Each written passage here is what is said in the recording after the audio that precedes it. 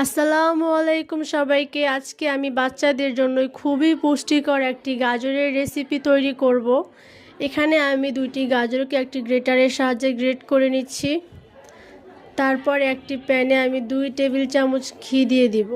আপনাদের কাছে যদি ঘি না থাকে তাহলে আপনারা এখানে রেগুলার রান্নার তেলটাও ইউজ করতে পারেন। তারপরে আমি ঘিয়ের মধ্যে গাজরগুলোকে দিয়ে কিছুক্ষণ ঘিয়ের সাথে ভেজে নিব। তারপরে গাজরগুলো যখন একটু ভাজা হয়ে যাবে তখন আমি এর মধ্যে 2 টেবিল চামচ চিনি দিয়ে দিব। আপনাদের বাচ্চার বয়স যদি 1 বছরের কম হয় তাহলে আপনারা চিনিটা স্কিপ করবেন। আমার মেয়ের বয়স যেহেতু 19 মাস, তাই আমি এখানে চিনিটা ইউজ করেছি। তারপরে চিনি আর গাজরগুলো কিছুক্ষণ রান্না করে এখানে ডানও দিয়ে দিব। আমি 2 চামচ ডানও পানির সাথে মিশিয়ে রেখে দিয়েছিলাম, সেটা এখন দিয়ে দিব।